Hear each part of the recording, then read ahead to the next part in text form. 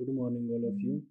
आज की क्लास अपनी 23 दिसंबर 2025 के करंट अफेयर के अंदर आप सभी बच्चों का स्वागत है।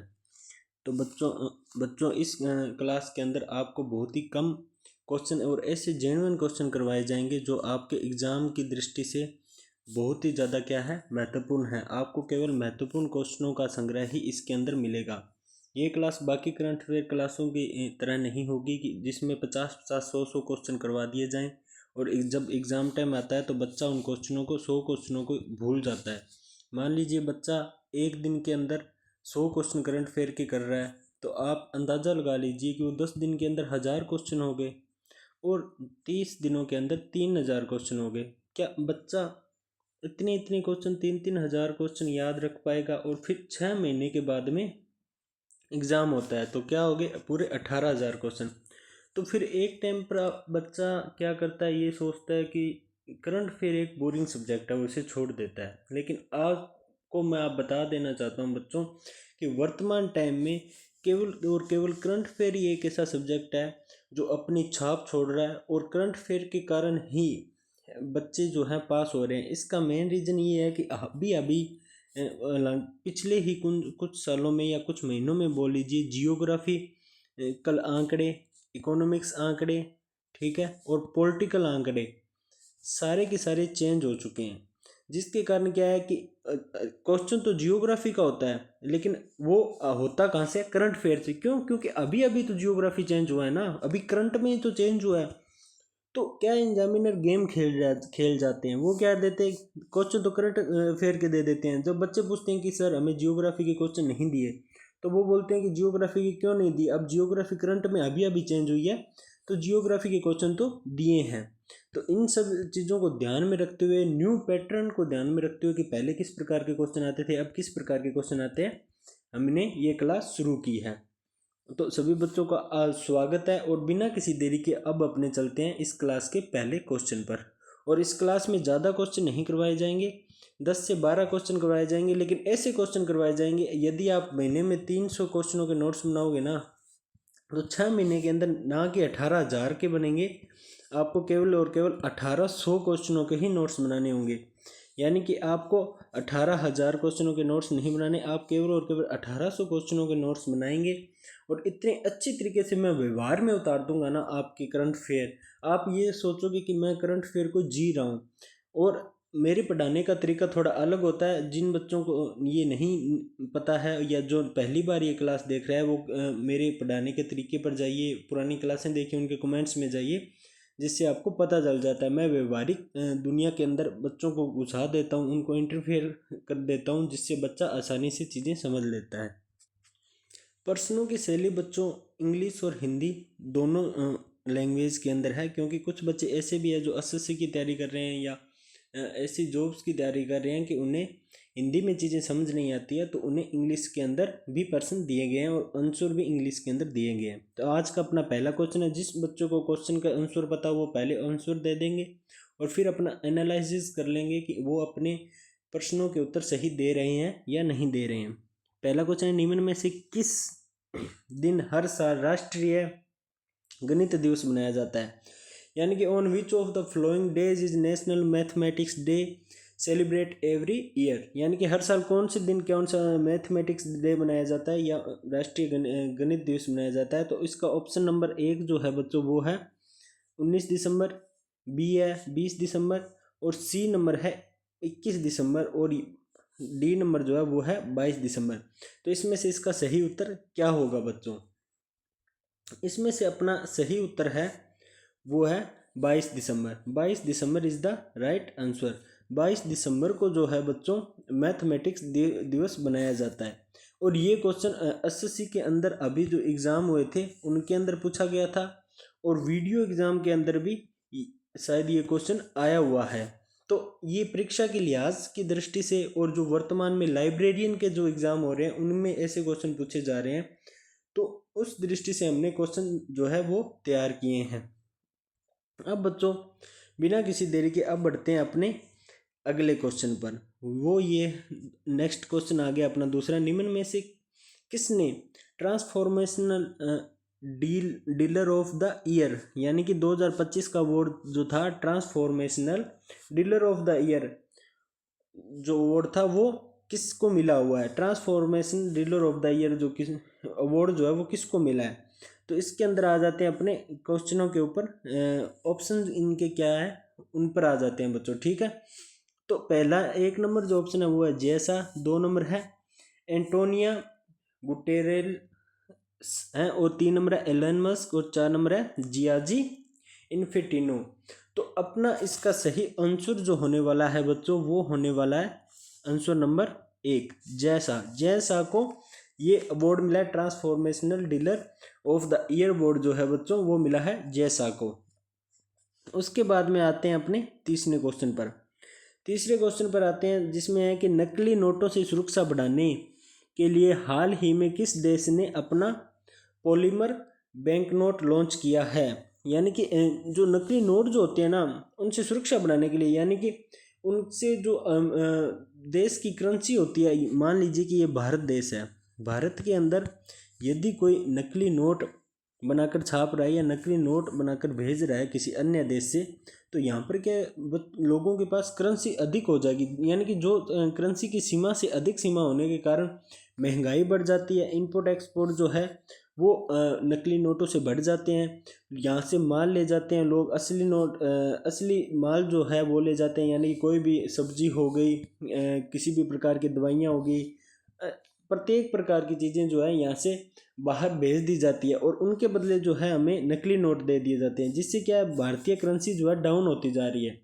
2015 के बाद में बच्चों इतनी ज़्यादा डाउन करेंसी हुई है जब से बीजेपी सरकार आई है। हालांकि मैं सरकार की अवहेलना नहीं कर रहा हूँ, हो सकता है कांग्रेस सरकार होती तो भी करेंसी डाउन होती, लेकिन मैं बता रहा हूँ कि 60 रुपये कभी $1 के बराबर थे, आज जो है 95 तक पहुँच रहा है आंकड़ा, या 89 तो पहुंच चुका है। 89 तो आमतौर पर कंफर्म कर दिया गया, $1 के बराबर 89 है। पिछले कुछ दिनों में सुर्खियां आ रही थी कि भारतीय रुपया जो है इंडियन करेंसी है वो 100 रुपये $1 के बराबर है, यानी कि 100 रुपये जो है वो $1 के बराबर है। लेकिन जब आप गूगल पर सर्च करते हो तो आपको पता चलता है कि केवल और केवल 89 रुपये जो है वो क्या है $1 के बराबर है।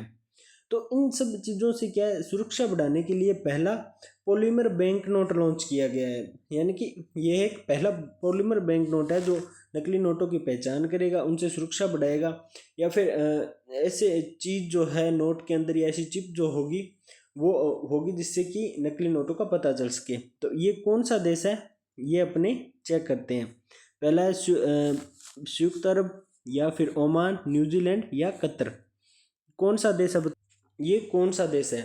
तो इसका सही उत्तर जो होने वाला है वो होने वाला बच्चों ओमान। मुझे पता है कि बहुत सारे लोगों ने ये सोचा नहीं होगा कि ओमान इतने आगे बढ़ गया, लेकिन Oman is the right answer. उन्होंने ही नकली नोटों की सुरक्षा बढ़ाने के लिए हाल ही में पॉलीमर बैंक नोट लॉन्च किया है। उसके बाद में अपने चलते हैं बच्चों नेक्स्ट क्वेश्चन पर। अपना क्वेश्चन नंबर 4 है आपके सामने, और निम्न में से किसके द्वारा सलमान खान, ठीक है, द सुल्तान बॉलीवुड नामक बायोग्राफी लिखी गई थी। ये फिल्म काफ़ी पुरानी हो चुकी है बच्चों, जो सुल्तान फिल्म आई थी सलमान खान की। आपको पता है कि फिल्मी दुनिया से, मूवी की जो दुनिया है, फिल्मी दुनिया से रिलेटेड बहुत सारे क्वेश्चन पूछे जाते हैं। कुछ क्वेश्चन तो ऐसे आ गए थे जो सॉन्ग पर पूछे गए थे, जैसे सोनू निगम ने एक साथ में कई सॉन्ग जो थे वो एक ही दिन में गाए थे या एक ही दिन में टाइप लिखे थे और उन्हें गाया भी था, तो ये एक वर्ल्ड रिकॉर्ड बन जाता है। इस तरीके के क्वेश्चन आ जाते हैं और कुछ फालतू सवाल भी पूछ लिए जाते हैं, लेकिन पूछ लिए जाते हैं हमें इनके हिसाब से करंट अफेयर तो करवाना पड़ेगा। ये वो क्वेश्चन है जो एक टाइम पर आ चुका है किसी एग्ज़ाम के अंदर, और इसी हम दोबारा रिपीट कर रहे हैं, हो सकता है इससे जुड़ा हुआ क्वेश्चन पूछ लिया जाए। ये जो क्वेश्चन करवाया जा रहा है बच्चों, ये आपको बता देना चाहता हूँ, ये करंट अफेयर जो है ये आपका एग्ज़ाम जो होते हैं, एग्ज़ाम करवाने वाली संस्था होती है, उनकी वेबसाइट के ऊपर जो पैटर्न आधारित करंट अफेयर होते हैं उनका एनालिसिस करवाने के बाद ही आपको ये करंट अफेयर करवाया जा रहा है। यानी कि ये करंट अफेयर साधारण करंट अफेयर नहीं है, इनमें से प्रश्न आने की संभावना सबसे ज़्यादा रहती है। इसके लिए मेहनत थोड़ी ज़्यादा लगती है, टाइम थोड़ा ज़्यादा लगता है, लेकिन क्वेश्चन हमें मिल जाते हैं बच्चों, ठीक है। तो उसमें बायोग्राफी किसने लिखी थी, कौन सी, सुल्तान नामक, जो सुल्तान मूवी आई थी सलमान खान की। तो उसमें ऑप्शन नंबर 1 है सलीम खान, 2 नंबर है सुनीता मिश्रा, 3 नंबर है मोहर बसु और 4 नंबर है सुदाम हुसैन अंसारी। तो चौथे क्वेश्चन का आंसर जो होगा वो है बच्चों मोहर बसु। कौन सा है, मोहर बसु। मोहर Basu is the right answer. बिना किसी देरी के अब अपने बढ़ते हैं अगले क्वेश्चन के ऊपर। ये है 5 नंबर क्वेश्चन हमारा, ठीक है। इसमें ये लिखा है कि मेहर कांस्टेलिनो कौन थी जिसका 81 वर्ष की आयु में निधन हो गया। अभी अभी देखिए 81 वर्ष की आयु के अंदर निधन हुआ था, उनका नाम है मेहर कास्टेलिनो। ये कौन थी, तो ये नाम से बच्चे अंदाज़ा लगा लेते हैं कि हो सकता है कि ये भारत की मिस यूनिवर्स थी, मिस वर्ल्ड थी, या पहली विश्व पद्म विभूषण थी। कौन थी बच्चों, और लास्ट में भारत की पहली मिस इंडिया थी। ये चारों ऑप्शन जो है वो अपने सामने हैं। तो ये जो महिला जो है मेहर कॉन्स्टेलिनो, ये 81 वर्ष की उम्र में इनका निधन हो चुका है। तो इनके ऑप्शन में जाकर देखते हैं कि इसका सही उत्तर क्या होगा। क्या वो भारत की पहली मिस यूनिवर्स थी, या भारत की पहली मिस वर्ल्ड थी, या भारत की पहली पद्म विभूषण थी, या फिर भारत की पहली मिस इंडिया थी।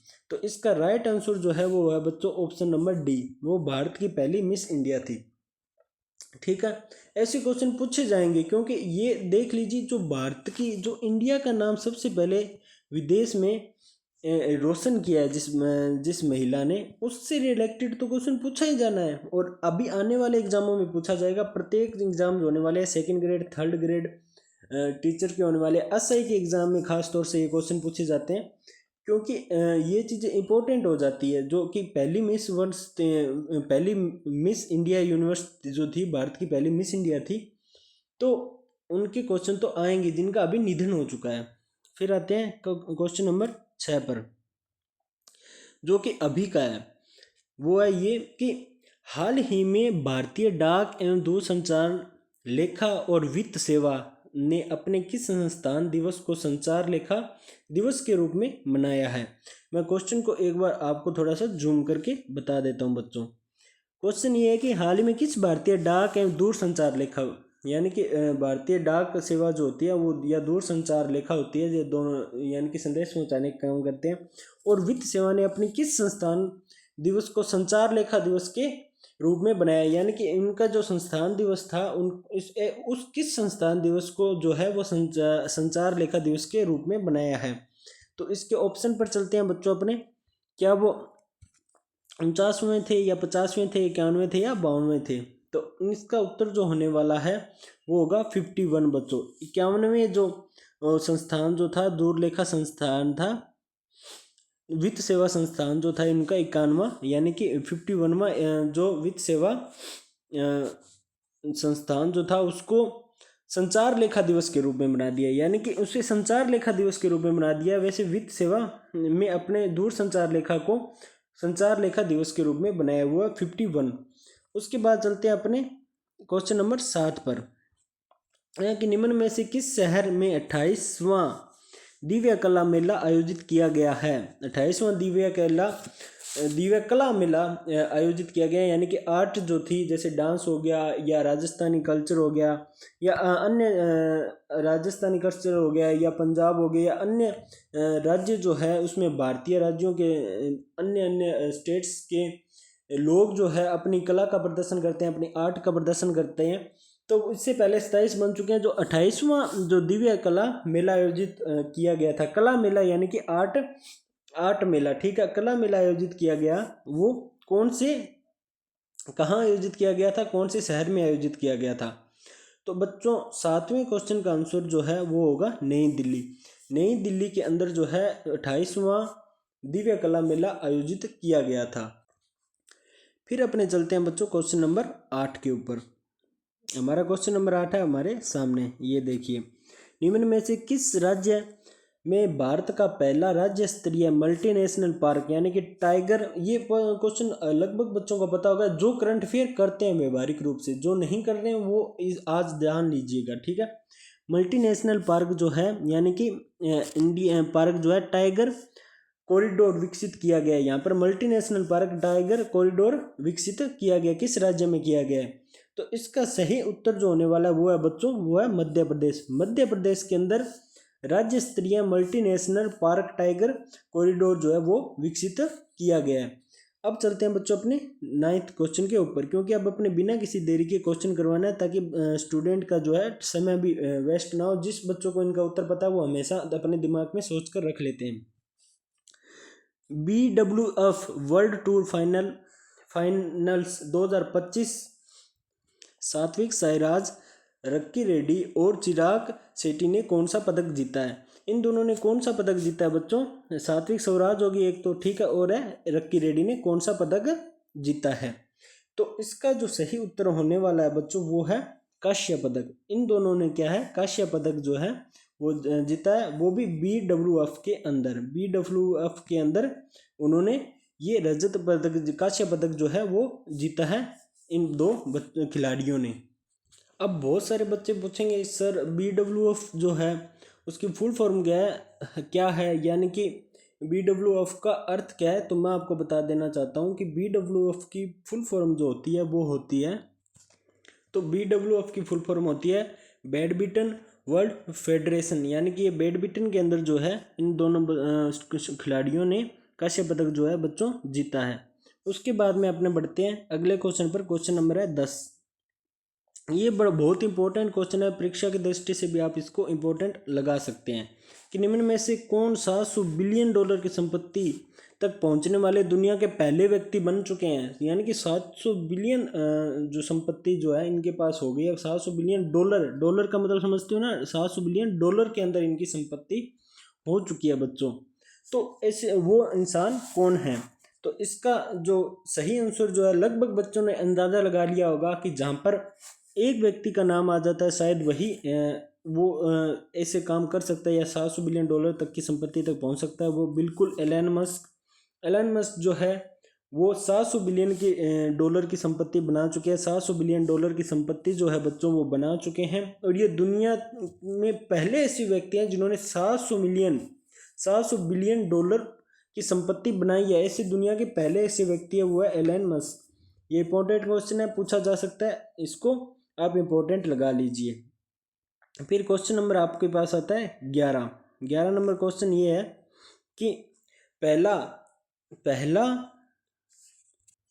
साफ महिला क्लब चैंपियन 2025 कहाँ आयोजित किया गया, जिसका खिताब ईस्ट बंगाल यानी कि FC ने जीता था। ठीक है, ईस्ट बंगाल FC ने जीता था। तो इसका सही उत्तर जो है बच्चों वो है काठमांडू। इस क्वेश्चन का सही उत्तर जो है वो होगा, क्या होगा? Kathmandu is the right answer. बिना किसी देरी के अभी बहुत कम टाइम के अंदर अधिक से अधिक अपने को क्वेश्चन करने हैं, और क्वेश्चन वही करने हैं जो पूछे जा सकते हैं। यानी कि ये वाला क्वेश्चन जो बच्चों ये बिल्कुल पूछा जा सकता है, चैंपियनशिप का क्वेश्चन है और अपने देश का भी क्वेश्चन है। तो ये काठमांडू के अंदर जो था जिसका खिताब बंगाल FC ने जीता था वो थी महिला चैंपियनशिप 2025, जो अभी जो साल जाने वाला है, ये दिसंबर के अंदर क्लास चल रही है 23 दिसंबर की। तो वो कौन से शहर के अंदर आयोजित किया गया था? तो वो काठमांडू आ गया। ठीक है, उसके बाद चलते हैं अपने बिना किसी देरी के अगले क्वेश्चन पर। ये आ गया क्वेश्चन नंबर 12। इसको आप वेरी वेरी इंपॉर्टेंट लगा सकते हो बच्चों, इसको आप वेरी वेरी इंपॉर्टेंट लगा लीजिए, अभी भी लगा लीजिए। मेरे हिसाब से तो कुछ जो अभी एग्जाम होने वाले हैं उनमें पूछ भी लिया होगा कि निम्न में से कौन सा 4000 T20 रन बनाने वाली पहली एशियाई खिलाड़ी बन गई है। यानी कि निम्न में से कौन सी ऐसी पहली एशियाई खिलाड़ी है जो 4000 रन बनाने वाली T20 वर्ल्ड कप के अंदर खिलाड़ी बन चुकी है।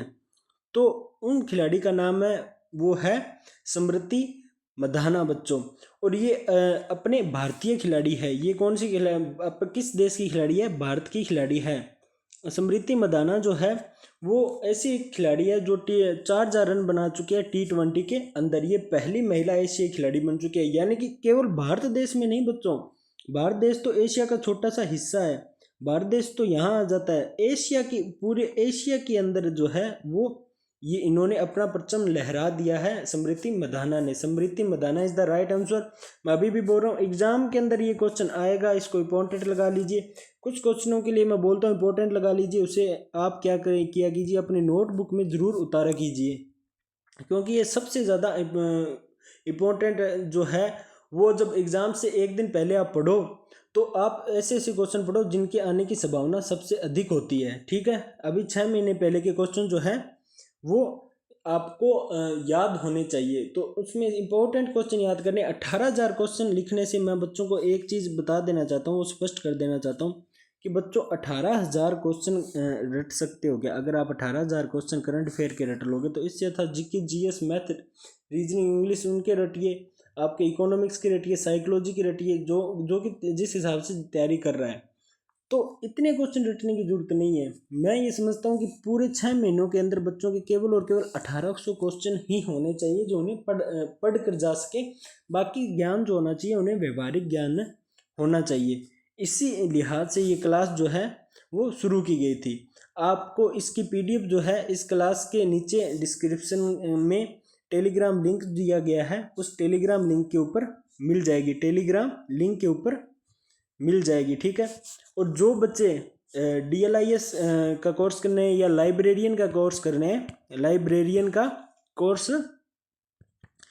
इनका कोर्स कर रहे हैं, उनके लिए मैं बता देना चाहता हूँ कि DLIS का कोर्स कर रहे हैं, डिप्लोमा इन लाइब्रेरी साइंस, तो उनका complete course free of cost यानी कि बाहर 700 800 रुपये दे रहे हैं बच्चे, तो वो 800 700 रुपये यहाँ नहीं लगते हैं। बच्चे को फ्री ऑफ कॉस्ट जो है वो कोर्स अपनी क्लासेस के अंदर करवाया जा रहा है बच्चों। ठीक है, तो वो बच्चे ज़रूर ज्वाइन करें इस चैनल को। यहाँ पर 2 प्लेलिस्ट है, हालांकि अभी नया बैच स्टार्ट हुआ है जो 2025 के नाम से शुरू किया गया था, लेकिन एक दो बच्चों ने कमेंट किया कि सर 2026 के उसका 2025 से 2026 कर दो, क्योंकि रीज़न ये है कि 2025 निकलने वाला है। लेकिन उन बच्चों को मैं बता देना चाहता हूँ वो 2025 इसलिए लिखा था मैंने न्यू बैच जो स्टार्ट किया था, क्योंकि उसमें एग्ज़ाम तो जुलाई वालों के होंगे, जुलाई 2025 वालों के होंगे, ठीक है, जनवरी 2025 वालों के होंगे, तो इसलिए उस बेंच का नाम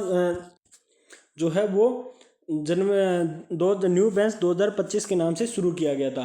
लेकिन आप चिंता मत कीजिए, अगर आप ये सोच रहे हैं कि न्यू बेंच 2026 करना है तो मैं उन बच्चों को बता देना चाहता हूँ बिल्कुल आपके कहने पर ये 2026 कर दिया जाएगा। ठीक है, thank you all of you, यूं ही जुड़े रहिए। करंट अफेयर आपको उस तरीके के करवाए जाएंगे जो एग्ज़ाम में आ सके, क्योंकि मैं करंट अफेयर इसे इस तरीके से नहीं करवाता हूँ कि आज कुछ हो गया, आज ये चीज़ बड़ी हो गई या इस तरीके से हो गई तो अपने को यही करनी है। मैं करंट अफेयर करवाता हूँ एग्ज़ाम को देखकर, मैं एग्ज़ाम का एनालिसिस करता हूँ कि क्या क्या चीज़ें पूछी जा रही है और कहाँ से बच्चों के टॉपिक उठाए जा रहे हैं। मैं टॉपिक को देखता हूँ और किन क्वेश्चनों को उठाया जा रहा है। बच्चे फालतू की क्लासें देख देख कर अपना दिमाग तो ख़राब नहीं कर रहे हैं, तो बच्चों को जेनियर और स्टार वाले क्वेश्चन करवाने वाला हूँ जो आपके एग्ज़ाम में आ सके बच्चों। तो आप मेरे साथ जुड़े रहिए, करंट अफेयर की क्लास लगाते रहें, अन्य बच्चों को भी शेयर करें, और कोई भी आपका मित्र जो है वो DLIS का कोर्स कर रहा है तो उनके लिए फ्री ऑफ कॉस्ट अपॉर्चुनिटी है कि कंप्लीट कोर्स जो है फ्री उपलब्ध है, प्लेलिस्ट में उपलब्ध है। थैंक यू सो मच बच्चों।